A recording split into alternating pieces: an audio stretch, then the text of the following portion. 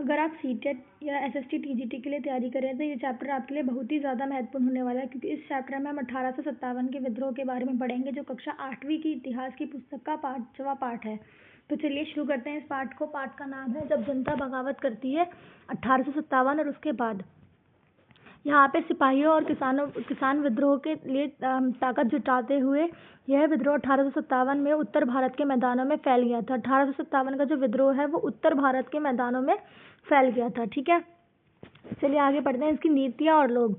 पिछले अध्याय में आपने ईस्ट इंडिया कंपनी की नीति और जनता पर उसके प्रभाव के बारे में पढ़ा। अभी हमने पिछले अध्याय में पढ़ा था, पिछली वीडियो में हमने देखा कि कैसे जो ईस्ट इंडिया कंपनी है उसके द्वारा बनाई गई नीतियाँ आदिवासी समूह, जनजातीय समूह और आम लोगों को कैसे परेशान कर रही थी। ठीक है, इन नीतियों से राजाओं, रानियों, किसानों, जमींदारों, आदिवासी, सिपाही सब पर तरह तरह के असर पड़ रहे थे।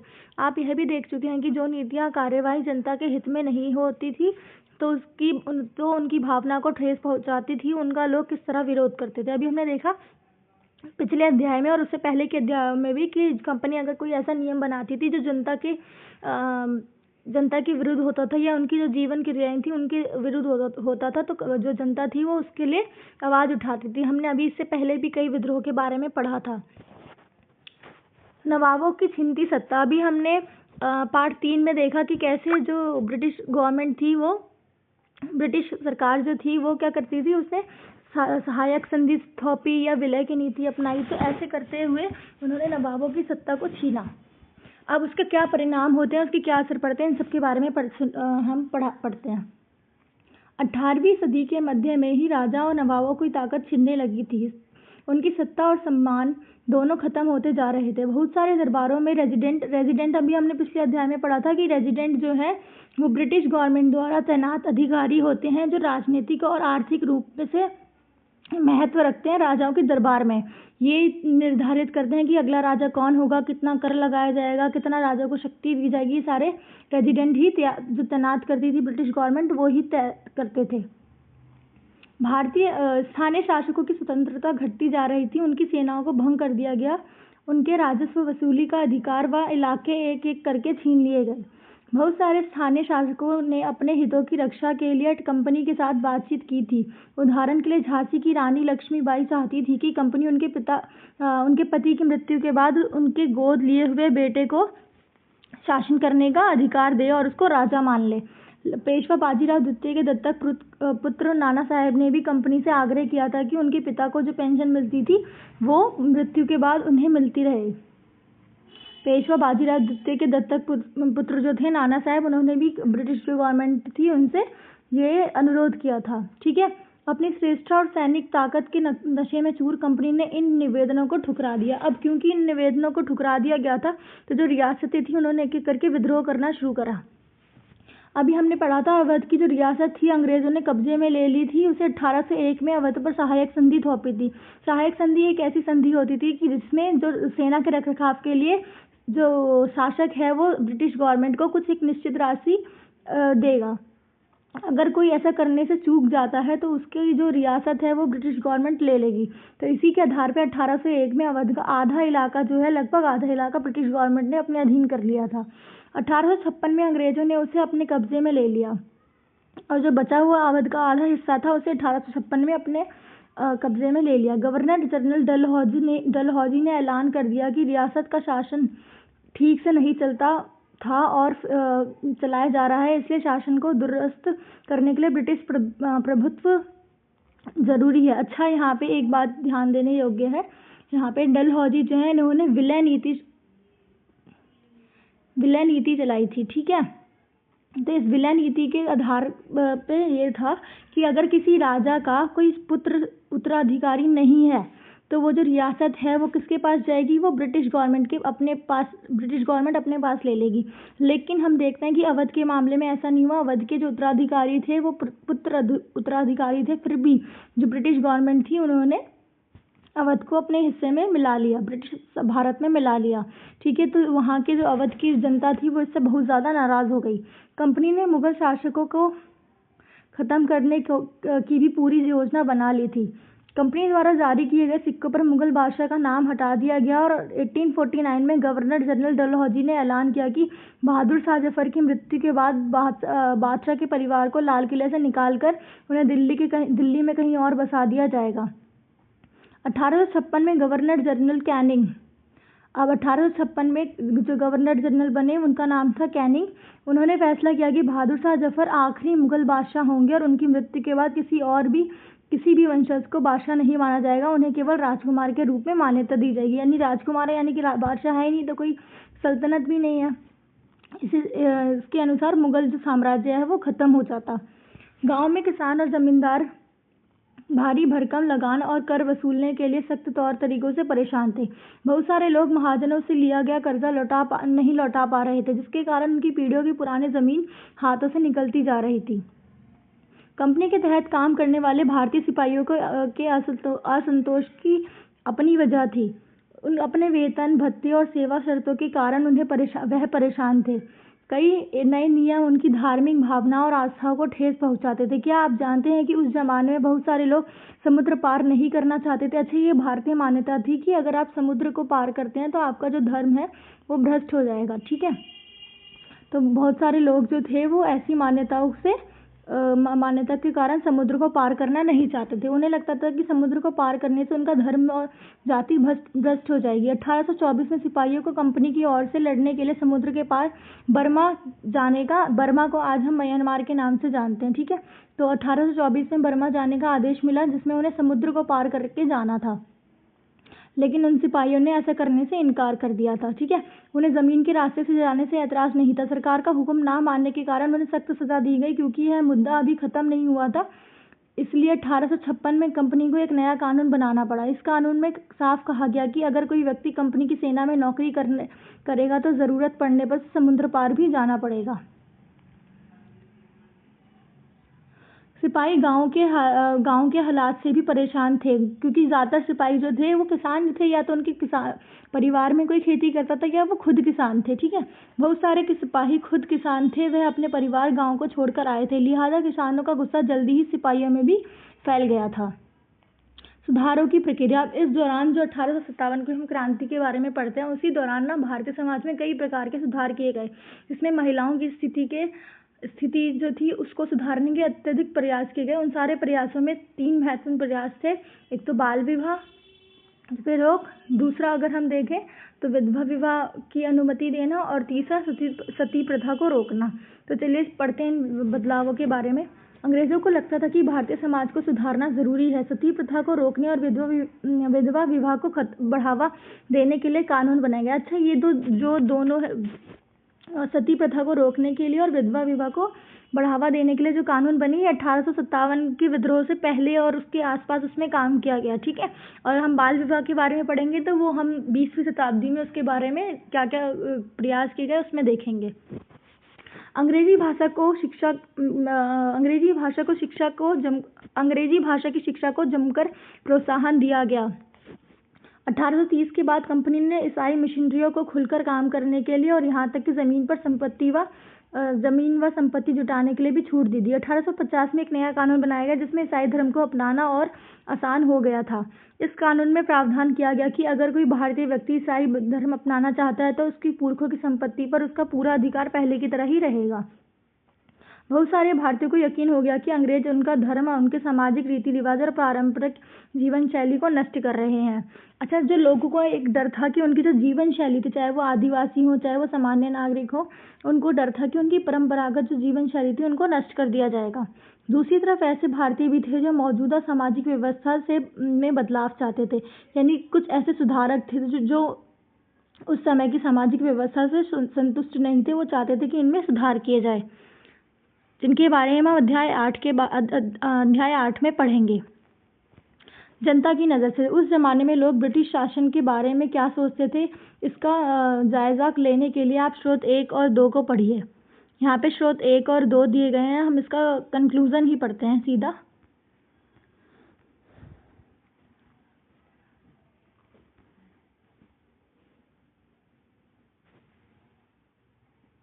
यहाँ पे देखो, यहाँ पे ना एक दिया हुआ है कि कोई 2 लोग हैं, वो ट्रैवल कर रहे हैं एक जगह से दूसरी जगह, तो उसमें उन्होंने बताया कि 1857 की क्रांति में उनकी बात जो है कुछ सैनिकों से हुई है, और वो उसके बारे में कैसे बातचीत होती है उस विद्रोह के बारे में, ये सब कुछ इसमें दिया गया है।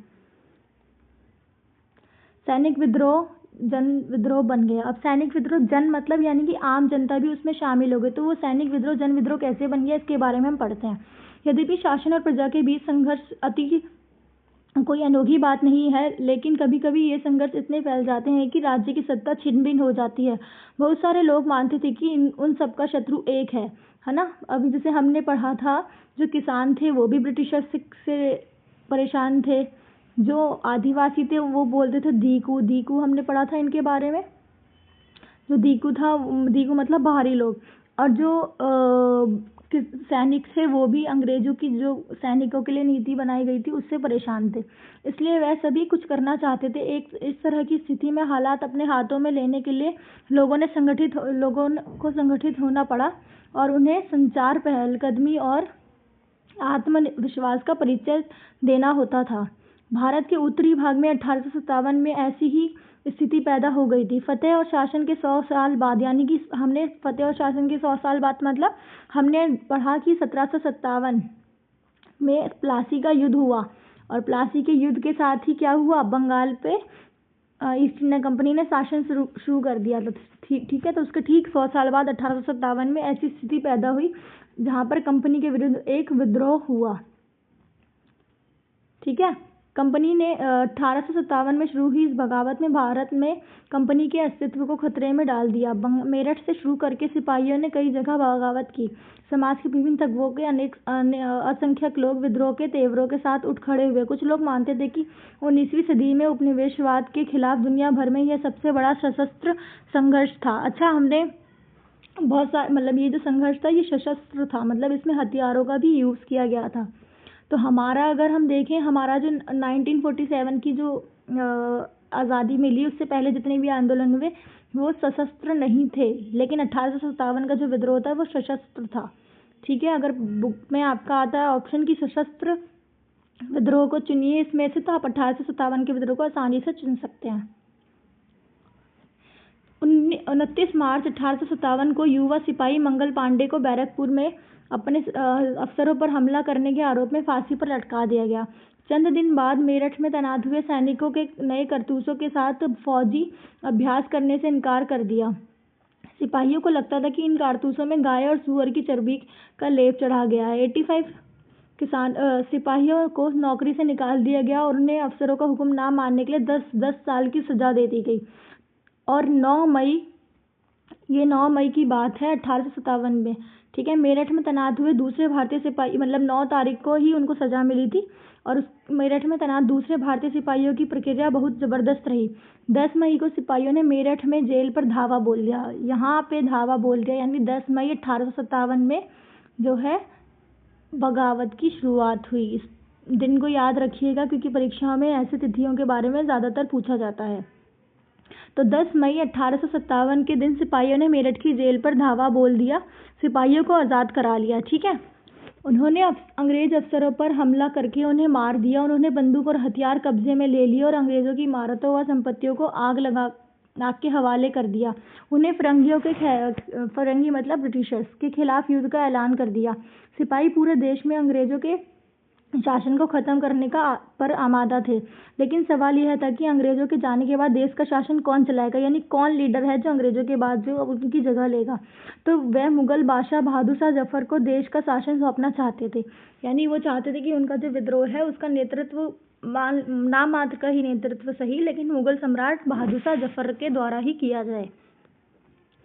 मेरठ के कुछ सिपाहियों की एक टोली 10 मई की रात, हमने देखा 10 मई की रात यानी 9 मई को उनको सजा मिली थी और 10 मई की रात को ही विद्रोह शुरू हुआ। तो उसी रात को घोड़े पर सवार होकर मुंह अंधेरे ही दिल्ली पहुंच गए सिपाही। जैसे ही उनके आने की खबर मिली, दिल्ली में तैनात टुकड़ियों ने बगावत कर दी। अब जैसे ही मेरठ के सिपाही दिल्ली पहुंचे, वहां पे तैनात जो टुकड़ियां थी भारतीय सैनिक टुकड़ियां, उन्होंने भी बगावत कर दी। यहाँ भी अंग्रेजी अफसर मारे गए। देशी सिपाहियों ने हथियार व गोला बारूद कब्जे में ले लिया और इमारतों को आग लगा दी। विजयी सिपाही लाल किले की दीवार के आसपास जमा हो गए। वे बहादुर शाह से मिलने चाहते थे। बहादुर शाह अंग्रेजों की भारी ताकत से दो दो हाथ करने को तैयार नहीं थे, लेकिन सिपाही भी अड़े रहे। आखिरकार वह जबरन महल में घुस गए और उन्होंने बहादुर शाह जफर को अपना नेता घोषित कर दिया। ठीक है, उन्हें बूढ़े बादशाह को सिपाहियों की यह मांग माननी पड़ी। उन्होंने देश भर के मुखियाओं और शासकों को चिट्ठी लिखकर अंग्रेजों से लड़ने के लिए भारतीय राज्यों का संघ बनाने का आह्वान किया। बहादुर शाह के इस एकमात्र कदम से इसके गहरे परिणाम निकले। अंग्रेजों से पहले देश के एक बहुत बड़े हिस्से पर मुगल साम्राज्य का ही शासन था। ज्यादातर छोटे शासक रजवाड़े मुगल बादशाह के नाम पर ही अपने इलाके पर शासन चलाते थे। ब्रिटिश शासन के विस्तार से भयभीत ऐसे बहुत सारे शासकों को लगता था कि मुगल बादशाह दोबारा शासन स्थापित कर लें तो वह मुगल आधिपत्य में दोबारा इनके इलाकों का शासक बेफिक्र होकर चलाने लगेंगे। अंग्रेजों को इन घटनाओं की उम्मीद नहीं थी। उन्हें लगता था कि कारतूसे के मुद्दे पर पैदा हुए उथल-पुथल को कुछ समय में ही शांत कर दिया जाएगा, लेकिन जब बहादुर शाह जफर ने बगावत को अपना समर्थन दे दिया तो रातों रात स्थिति बदल गई। अक्सर ऐसा होता है कि जब लोगों को कोई रास्ता दिखाई देने लगता है तो उनका उत्साह और साहस बढ़ जाता है, जिससे वह आगे बढ़ने की हिम्मत और उम्मीद और आत्मविश्वास मिलता है।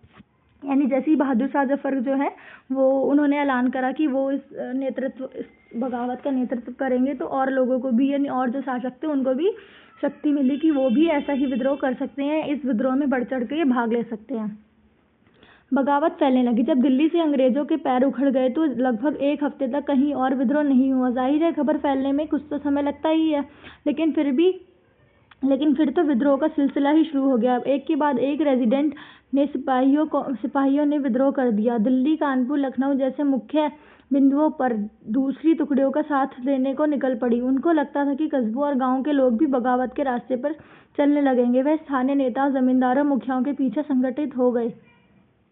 ये लोग अपनी सत्ता स्थापित करने और अंग्रेजों से लोहा लेने के लिए तैयार थे। स्वर्गीय पेशवा बाजीराव के दत्तक पुत्र नाना साहेब, अभी मैंने देखा था पाठ के शुरुआत में कि नाना साहेब ने अंग्रेजों से अनुरोध किया था कि वो उनके पिता की जगह उनको पेंशन देना शुरू कर दें उनके पिता की मृत्यु के बाद, लेकिन अंग्रेजों ने इनकी बात नहीं मानी थी। इस वजह से नाना साहेब ने कानपुर के पास वो रहते थे, वहां उन्होंने विद्रोह कर दिया। उन्होंने सेना इकट्ठा की और ब्रिटिश सैनिकों को शहर से खदेड़ दिया। उन्होंने खुद को पेशवा घोषित कर दिया। अब उन्होंने जो नाना साहेब थे उन्होंने खुद को ही पेशवा घोषित कर दिया।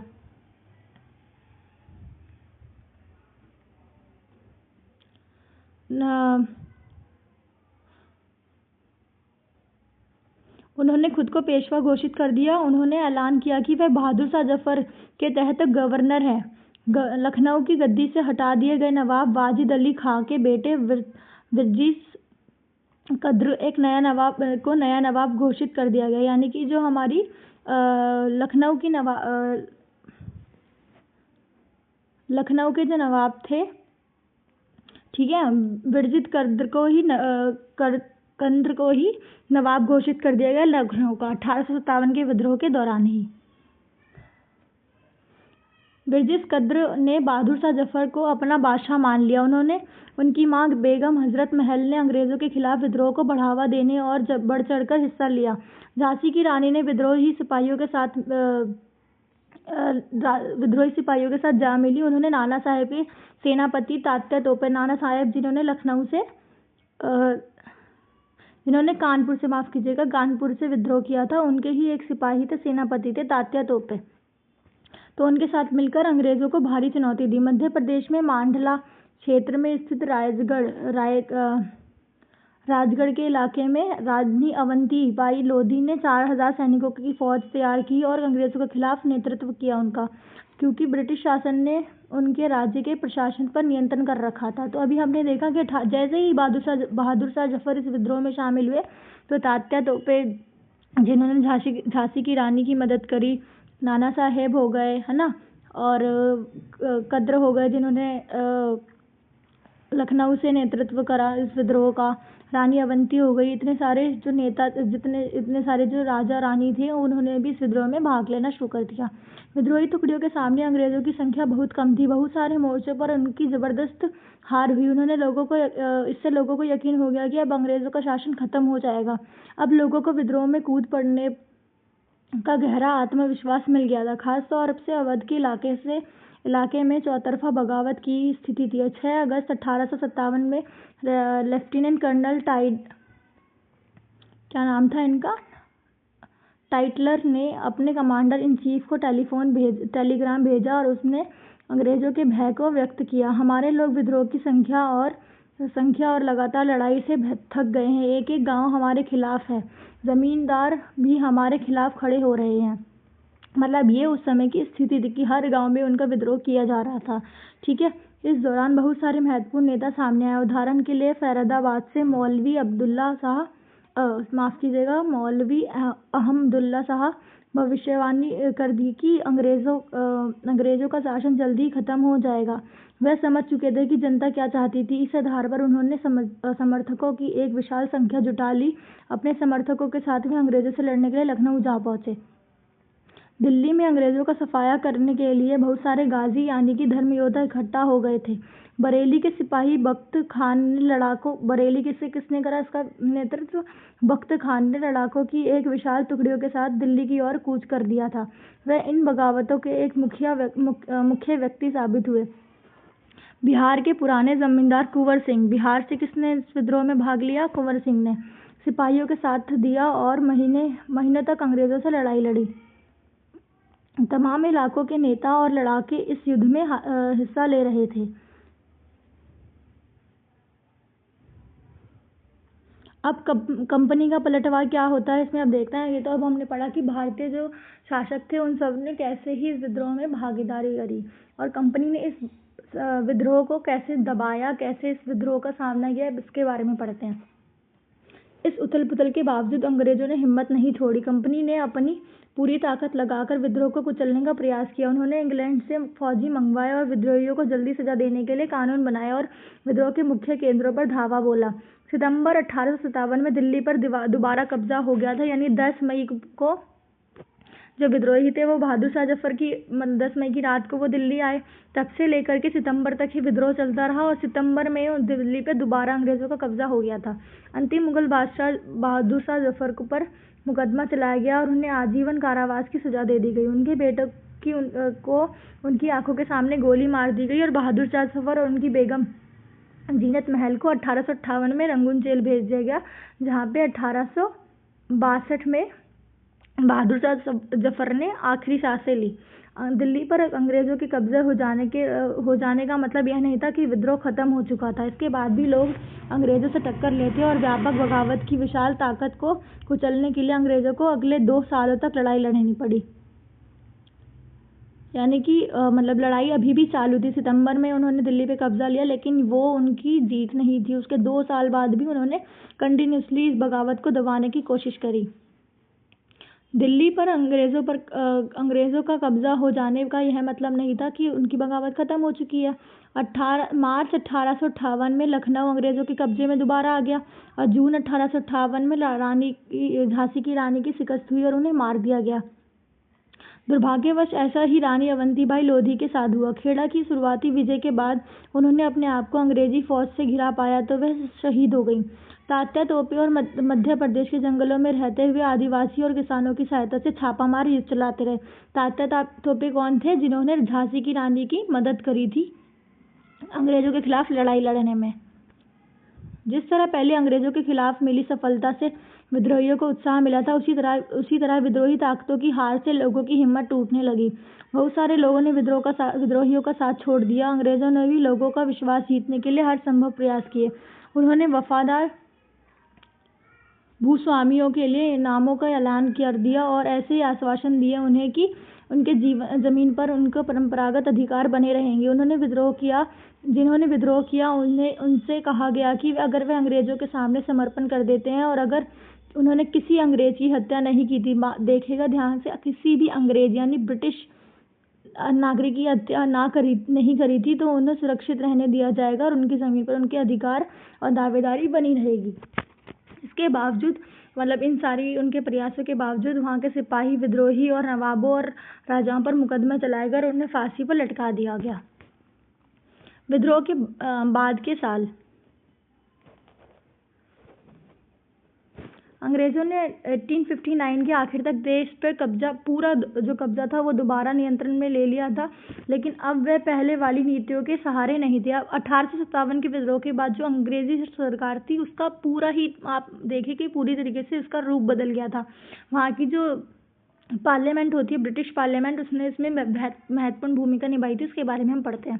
1858 में एक नया कानून पारित किया गया जिसे ईस्ट इंडिया कंपनी के सारे अधिकारी ब्रिटिश शासन साम्राज्य के हाथ में सौंप दिए गए। ब्रिटिश कंपनी जो थी, ईस्ट इंडिया कंपनी, उसके सारे अधिकार, माफ कीजिएगा, अधिकारों को ब्रिटिश साम्राज्य के हाथ में सौंप दिया गया।